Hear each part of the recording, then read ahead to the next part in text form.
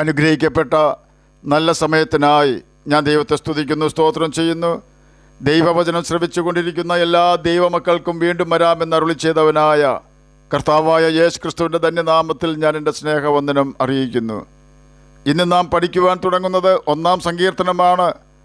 ദൈവാനുഗ്രഹം പ്രാപിക്കുവാനുള്ള വഴി പറഞ്ഞു തരുന്ന സങ്കീർത്തനമാണ് 1-ാം സങ്കീർത്തനം. ദൈവവചനത്തോടുള്ള അനുസരണ മനോഭാവമാണ് നമ്മെ ദൈവഭയമുള്ളവരും അനുഗ്രഹിക്കപ്പെട്ടവരും ആക്കി തീർക്കുന്നത്. സാത്താൻ അഥവാ ദുഷ്ടൻ ആലോചന പറഞ്ഞു തരുവാൻ സമർത്ഥനാണെന്ന് നമുക്കറിയാം. ഏദൻ തോട്ടത്തിൽ നാം അത് കണ്ടതുമാണ്. ദൈവം പറഞ്ഞു, തോട്ടത്തിലെ സകല വൃക്ഷങ്ങളുടെയും ഫലങ്ങൾ നിനക്ക് ഇഷ്ടം പോലെ തിന്നാം. എന്നാൽ തോട്ടത്തിൻ്റെ നടുവിൽ നിൽക്കുന്ന നന്മതിന്മകളെക്കുറിച്ച് അറിവ് തരുന്ന വൃക്ഷഫലം നീ തിന്നരുത്, തിന്നുന്ന നാളിൽ നീ മരിക്കും. ജീവവൃക്ഷഫലം തിന്നരുതെന്ന് ദൈവം കൽപ്പിച്ചിരുന്നില്ല. ജീവവൃക്ഷഫലവും തിന്നാം എന്നാണ് തോട്ടത്തിലെ സകല വൃക്ഷഫലവും നിനക്ക് തിന്നാം എന്ന വാക്കുകൾ കൊണ്ട് ദൈവം അർത്ഥമാക്കിയത്. യഹോവയുടെ ആലോചനയായിരുന്നു അത്. എന്നാൽ സർപ്പം ഹവ്വായോട് പറഞ്ഞത്, തോട്ടത്തിൻ്റെ നടുവിൽ നിൽക്കുന്ന നന്മതിന്മകളെക്കുറിച്ച് അറിവ് തരുന്ന വൃക്ഷഫലം തിന്നാൽ നീ മരിക്കുകയില്ല, നിന്റെ കണ്ണു തുറക്കും, നീ ദൈവത്തെ പോലെ ആകും എന്നാണ്. സാത്താൻ്റെ അഥവാ ദുഷ്ടൻ്റെ ആലോചനയായിരുന്നു അത്. നാം ആണെങ്കിൽ ഏത് തിരഞ്ഞെടുക്കും? ദൈവത്തിൻ്റെ കൽപ്പനകൾ നാം അനുസരിക്കാതെ ദൈവത്തോട് മത്സരിക്കുവാനുള്ള സാഹചര്യങ്ങൾ നമ്മുടെ ജീവിതത്തിൽ ഉണ്ടാക്കുവാൻ നിരന്തരം നമ്മെ പിന്തുടരുന്നവനാണ് സാത്താൻ. ദൈവകൽപ്പനകൾ അഥവാ ദൈവിക ആലോചന നാം കേട്ടനുസരിച്ചാൽ തുടക്കത്തിൽ അല്പം പ്രയാസങ്ങൾ നമുക്കുണ്ടായേക്കാമെങ്കിലും പിന്നത്തേതിൽ അത് നമുക്ക് അനുഗ്രഹമായി തീർന്നുവെന്ന് നാം മനസ്സിലാക്കും. സർപ്പം പറഞ്ഞു, നന്മതിന്മകളെക്കുറിച്ച് അറിവ് തരുന്ന വൃക്ഷഫലം നീ തിന്നാൽ നീ ദൈവത്തെ പോലെ ആകുമെന്ന് ദൈവം അറിയുന്നുവെന്ന് നാം വിശ്വസിക്കുവാൻ ഇടവരുത്തുന്ന ബോഷ്കാണ് സാത്താൻ ഉപയോഗിക്കുന്നത്. സത്യത്തിൽ ആദാമും ഹവ്വായും വെട്ടിത്തിളങ്ങുന്ന ദൈവ തേജസ്സോടെ ദൈവത്തെപ്പോലെ തന്നെ മഹത്വപൂർണമായ തേജസ്സിൻ്റെ ശരീരത്തോടെയായിരുന്നു സർപ്പത്തിൻ്റെ മുമ്പിൽ ആയിരുന്നത്. തൻ്റെ മഹത്വം മനസ്സിലാക്കുന്നതിൽ ഹവ്വ പരാജയപ്പെട്ടു. സർപ്പം പറഞ്ഞത് സർപ്പത്തെപ്പോലെയാകും എന്നാണ്. അത് തിരിച്ചറിയുന്നതിലും ഹവ്വ പരാജയപ്പെട്ടു. സർപ്പം ചിന്തിക്കുന്നത് താൻ ദൈവമാകുന്നു എന്നാണ്. സാത്താൻ മനുഷ്യരെ താൻ ദൈവമാണെന്ന് തെറ്റിദ്ധരിപ്പിച്ചുകൊണ്ട് ആരാധന സ്വീകരിക്കുകയും ജനത്തെ വഞ്ചിച്ചുകൊണ്ടിരിക്കുകയും ചെയ്യുന്നു. ദൈവവചനമായ ബൈബിൾ പഠിപ്പിക്കുന്ന വ്യക്തികൾ പാപം ചെയ്യുന്നവരാണെങ്കിൽ അവർക്ക് ശരിയാവണ്ണം ദൈവവചനം പഠിപ്പിക്കുവാൻ സാധിക്കുകയില്ല. ആകയാൽ പഠിപ്പിക്കുന്ന ദൈവവചനം ശരിയാവണ്ണം പഠിപ്പിക്കേണ്ടതിന് ദൈവാത്മാവിൻ്റെ ശക്തിയിൽ ആശ്രയിച്ചുകൊണ്ട് വേണം വചനം പഠിപ്പിക്കുന്നവർ പഠിപ്പിക്കുവാൻ. അതല്ല എങ്കിൽ തെറ്റായ രീതിയിൽ നാം വചനം പഠിപ്പിക്കുകയും ന്യായവിധിക്ക് നാമും നമ്മെ പഠിക്കുന്നവരും യോഗ്യരായി തീരുകയും ചെയ്യും. അതുകൊണ്ടാണ് പൗലോസ് എഴുതിയത്, നിന്നെ തന്നെയും ഉപദേശത്തെയും സൂക്ഷിച്ചുകൊള്ളുക, എന്നാൽ നീ നിന്നെയും നിൻ്റെ പ്രസംഗം കേൾക്കുന്നവരെയും രക്ഷിക്കും. 1 തിമോത്തിയോസ് 4-ാം അധ്യായം 16-ാം വാക്യത്തിലാണ് ഇത് രേഖപ്പെടുത്തിയിരിക്കുന്നത്. പഠിപ്പിക്കുന്നവർ ശരിയായാണോ പഠിപ്പിക്കുന്നത് എന്ന് പഠിക്കുന്നവരും ശ്രദ്ധിക്കണം. പഠിക്കുന്ന കാര്യങ്ങൾ ബൈബിൾ അംഗീകരിക്കുന്നുണ്ടോ എന്ന് ബെരോവയിലെ വിശ്വാസികളെപ്പോലെ നാം ബൈബിൾ പരിശോധിക്കണം. ചെറിയൊരു തെറ്റ് പഠിപ്പിക്കുന്നവർ ചെയ്താൽ ഹവയ്ക്ക് പറ്റിയ അബദ്ധമാണ് നമുക്കും സംഭവിക്കുക എന്ന് ഓർക്കണം. നമുക്ക് സംഭവിക്കുന്ന തെറ്റിന് നമ്മെ ദൈവവചനം പഠിപ്പിക്കുന്ന വ്യക്തികൾ ഉത്തരവാദികളാകുമെങ്കിലും നാമും അവരും ഒരുപോലെ നിത്യനരകത്തിന് യോഗ്യരായി തീരും. നമ്മെ ബൈബിൾ പഠിപ്പിക്കുന്നവർ ദൈവവചനം അനുസരിക്കുന്നവരാണോ എന്ന് നാം നിരീക്ഷിക്കണം. അപ്രകാരം നിരീക്ഷിക്കുവാനുള്ള കഴിവ് നമുക്കുണ്ടാകണമെങ്കിൽ നിശ്ചയമായും ബൈബിളിലെ കൽപ്പനകൾ ബൈബിൾ വായിച്ച് കണ്ടെത്തുകയും ആ കൽപ്പനകൾ ചോദ്യം ചെയ്യാതെ നാം അനുസരിക്കുകയും വേണം. എന്നാൽ യോഹന്നാൻ എഴുതിയ സുവിശേഷം 14-ാം അധ്യായം 15, 16, 21, 23 വാക്യങ്ങളിൽ രേഖപ്പെടുത്തിയിരിക്കുന്നത് പോലെ പരിശുദ്ധാത്മാവ് നമ്മുടെ ഹൃദയത്തിൽ വന്ന് വസിക്കുകയും ദൈവാത്മാവ് നമ്മെ സകല സത്യത്തിലും വഴി നടത്തുകയും ചെയ്യും. എന്നാൽ തെറ്റായ രീതിയിൽ പഠിപ്പിക്കുന്ന വചനവും തെറ്റായി പഠിപ്പിക്കുന്ന വ്യക്തികളും പിടിക്കപ്പെടുകയും നാം രക്ഷിക്കപ്പെടുകയും ചെയ്യും. നിത്യതയെ ബാധിക്കുന്ന കാര്യങ്ങളാണ് നാം കേട്ടുകൊണ്ടിരിക്കുന്നത്. നാം മരിച്ചതിന് ശേഷം യാതനാസ്ഥലത്തും ഗന്ധകം കത്തുന്ന നിത്യ നരകത്തിലും എത്തിയതിന് ശേഷം നമുക്ക് വേണ്ടി ആരെല്ലാം പ്രാർത്ഥിച്ചാലും നാം രക്ഷപ്പെടുകയില്ല എന്ന് നമ്മുടെ ആത്മാവിൻ്റെ മേൽ അധികാരമുള്ള കർത്താവായ യേശു ക്രിസ്തു ലൂക്കോസ് എഴുതിയ സുവിശേഷം 16-ാം അധ്യായത്തിലെ ധനവാന്റെയും ലാസറിൻ്റെയും ഉപമയിൽ കൂടി പഠിപ്പിച്ചിട്ടുണ്ട് എന്ന് നാം ഓർക്കണം. ബൈബിൾ തെറ്റായി പഠിപ്പിച്ച് നിത്യനരകത്തിൽ നമ്മെ എത്തിക്കുവാൻ സാത്താനും സാത്താനെ അനുസരിക്കുന്നവരും സദാ ശ്രമിച്ചുകൊണ്ടിരിക്കുകയാണെന്ന് നാം ഓർക്കാതിരിക്കരുത്. എന്ത് വില കൊടുത്തും ദുഷ്ടന്മാരുടെ ആലോചന പ്രകാരം നാം നടക്കുന്നില്ല എന്ന് ഉറപ്പ് വരുത്തണം. കാരണം അത് നമ്മെ പാപത്തിലേക്കും മുടക്കും നിത്യനരകത്തിലേക്കും എത്തിക്കും.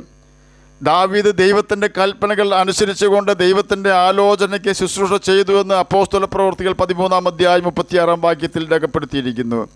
എന്നാൽ ദാവീദിന് മുമ്പ് ഇസ്രായേൽ ഭരിച്ചിരുന്ന ശൗൽ രാജാവ് ദൈവകൽപ്പനകൾ അനുസരിക്കാതെ ജീവിക്കുകയും ദൈവത്തിൻ്റെ ആലോചനയ്ക്ക് ശുശ്രൂഷ ചെയ്യാതിരിക്കുകയും ചെയ്തു. ഒടുവിൽ അവൻ്റെ എല്ലാ തലമുറകളും താൻ തന്നെയും ഗിൽബോവ പർവ്വതത്തിൽ തകർന്നുപോയി. ദൈവകൽപ്പനകൾ അനുസരിക്കുവാൻ നാം വൈമനസ്യം കാണിച്ചാൽ, താല്പര്യക്കുറവ് കാണിച്ചാൽ, ആ നിമിഷം തന്നെ ദുരാത്മാവ് നമ്മുടെ അടുത്ത് വരും. അവൻ നമ്മുടെ മുമ്പിൽ വന്നാൽ സകലവിധ അശുദ്ധിയും നമ്മുടെ ശ്രദ്ധയിൽപ്പെടുത്തും.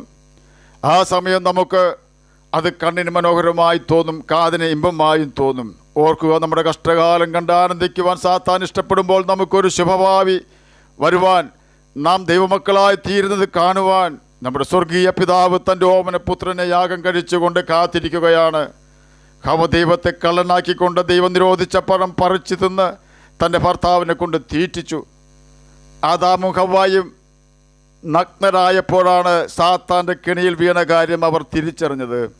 നാം നമ്മുടെ ജീവദാതാവിനെ അനുസരിച്ചാൽ അവൻ തൻ്റെ ദിവ്യസമാധാനത്താൽ നമ്മെ നിറയ്ക്കും. എന്നാൽ നാം ദുഷ്ടന്മാരുടെ തെറ്റായ പഠിപ്പിക്കലുകളും തെറ്റായ ഉപദേശങ്ങളും പഠിച്ചുകൊണ്ട് ദൈവവചനത്തോട് അനുസരണക്കേട് കാണിച്ചാൽ നാം മരിച്ചതിന് ശേഷം മാത്രമേ നാം ദൈവകൽപ്പന ലംഘിച്ചതിൻ്റെ പ്രതിസന്ധി ശരിയാവണ്ണം മനസ്സിലാക്കുകയുള്ളൂ. അതുകൊണ്ടാണ് ബൈബിൾ പഠിപ്പിക്കുന്നത്. അതുകൊണ്ടാണ് ബൈബിൾ വായിക്കുകയും അനുസരിക്കുകയും ദൈവകൽപ്പനകൾ അനുസരിച്ച് ജീവിക്കുകയും ചെയ്യണമെന്ന് കർത്താവ് നമുക്ക് ബുദ്ധി ഉപദേശം തരുന്നത്. സാത്താൻ്റെ കെണിയിൽ നിന്നും പാപത്തിൽ നിന്നും രക്ഷപ്പെടുവാൻ എന്ത് ചെയ്യണമെന്ന് 1-ാം സങ്കീർത്തനം 2-ാം വാക്യത്തിൽ രേഖപ്പെടുത്തിയിരിക്കുന്നു. യഹോവയുടെ ന്യായപ്രമാണത്തിൽ സന്തോഷിച്ച് അവൻ്റെ ന്യായപ്രമാണത്തെ രാപ്പകൽ ധ്യാനിക്കുന്നവൻ ഭാഗ്യവാനാണെന്ന് അതിൽ രേഖപ്പെടുത്തിയിട്ടുണ്ട്. ലോകസുഖവും ലോകസന്തോഷവും നാം ഉപേക്ഷിക്കുവാൻ തയ്യാറായാൽ മാത്രമേ ദൈവിക സമാധാനത്തിലും ദൈവത്തിൻ്റെ വചനത്തിലും സന്തോഷിക്കുവാൻ നമുക്ക് സാധിക്കൂ. മത്തായി സുവിശേഷം 10-ാം അധ്യായം 36 മുതൽ 39 വരെയുള്ള വാക്യങ്ങൾ ഇതിനെക്കുറിച്ച് സവിസ്തരം പ്രസ്താവിച്ചിരിക്കുന്നു. ലോകസ്നേഹം ദൈവത്തോട് ശത്രുത്വമാണെന്ന് യാക്കോബിന്റെ ലേഖനം 4-ാം അധ്യായം 4-ാം വാക്യത്തിലും രേഖപ്പെടുത്തിയിട്ടുണ്ട്. ഈ ഭൂമിയിലെ നമ്മുടെ വാസം ചെറിയൊരു രോഗത്തിന് പോലും അവസാനിപ്പിക്കുവാൻ കഴിയുമെന്ന യാഥാർത്ഥ്യം നാം ഒരിക്കലും മറന്നു പോകരുത്.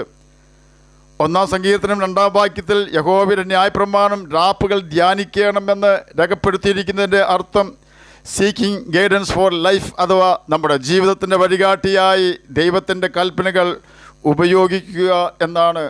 പൊട്ടച്ചൽ കളിവാക്ക് നമ്മുടെ ജീവിതത്തിൽ അരുതെന്ന് ലേഖനങ്ങളിൽ വായിക്കുവാൻ കഴിയും. ഈ രണ്ട് കാര്യങ്ങളും നമ്മെക്കൊണ്ട് കെയർലെസ് വേർഡ്സ് അഥവാ നിസാര വാക്കുകൾ പറയിപ്പിക്കും. ഓർക്കുക, മനുഷ്യൻ പറയുന്ന ഏത് നിസാര വാക്കിനും കണക്ക് ബോധിപ്പിക്കേണ്ടി വരും എന്ന് ബൈബിൾ മുന്നറിയിപ്പ് നമുക്ക് തരുന്നുണ്ട്.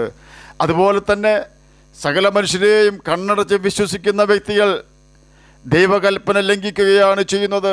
പ്രത്യേകിച്ച് ബൈബിൾ പഠിപ്പിക്കുന്ന വ്യക്തികളെ കണ്ണടച്ച് വിശ്വസിച്ചുകൊണ്ട് തെറ്റായ വിധത്തിൽ നാം വചനം പഠിക്കരുത്.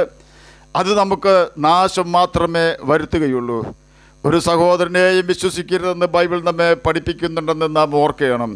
സഹോദരന്മാർക്കെതിരെ ഹൃദയത്തിൽ നാം ദോഷം ചിന്തിക്കരുതെന്ന് സക്കറിയാ പ്രവചനം 7-ാം അധ്യായം 10-ാം വാക്യത്തിലും സക്കറിയാ പ്രവചനം 8-ാം അധ്യായം 17-ാം വാക്യത്തിലും രേഖപ്പെടുത്തിയിരിക്കുന്നതിനാൽ നാം ആർക്കെതിരെയും ഹൃദയത്തിൽ ദോഷം ചിന്തിക്കരുത്. കാരണം ഇതെല്ലാം ദൈവം വെറുക്കുന്ന പാപമാണ്. ഇങ്ങനെയാണ് ബൈബിൾ വായിച്ച് നാം അനുസരിക്കേണ്ട കാര്യങ്ങൾ കണ്ടെത്തി നമ്മുടെ ജീവിതത്തിൽ പകർത്തേണ്ടത്. ഇതിനെയാണ് ന്യായപ്രമാണം ധ്യാനിക്കുക എന്ന വാക്കുകൊണ്ട് ദൈവം അർത്ഥമാക്കുന്നത്. ചില ഉദാഹരണങ്ങൾ ഞാനിവിടെ പ്രസ്താവിച്ചു എന്നേ ഉള്ളൂ.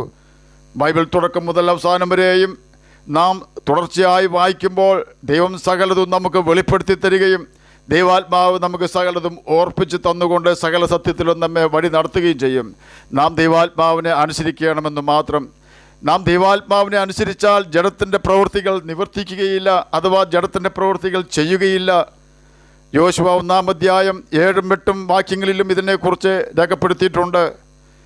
ചെല്ലുന്ന സ്ഥലങ്ങളിലെല്ലാം നീ ശുഭമായിരിക്കേണ്ടതിന് ന്യായപ്രമാണം വിട്ട് ഇടത്തോട്ടോ വലത്തോട്ടോ മാറരുത് എന്നാണ് ഈ വാക്യങ്ങളിൽ രേഖപ്പെടുത്തിയിരിക്കുന്നത്. ദൈവകൽപ്പനകൾ അനുസരിക്കുന്ന വ്യക്തികൾക്കുള്ള വാഗ്ദാനമാണ്. ദൈവകൽപ്പനകൾ അനുസരിക്കുന്ന വ്യക്തികൾക്കുള്ള വാഗ്ദാനം മത്തായി സുവിശേഷം 7-ാം അധ്യായം 24-ാം വാക്യത്തിൽ നമുക്ക് വായിക്കുവാൻ കഴിയും. അവിടെ യേശു പ്രസ്താവിക്കുകയാണ്, എൻ്റെ കൽപ്പനകൾ കേട്ടനുസരിക്കുന്നവരൊക്കെയും പാറമേൽ വീട് പണിത ബുദ്ധിയുള്ള മനുഷ്യനോട് തുല്യനാണെന്ന്.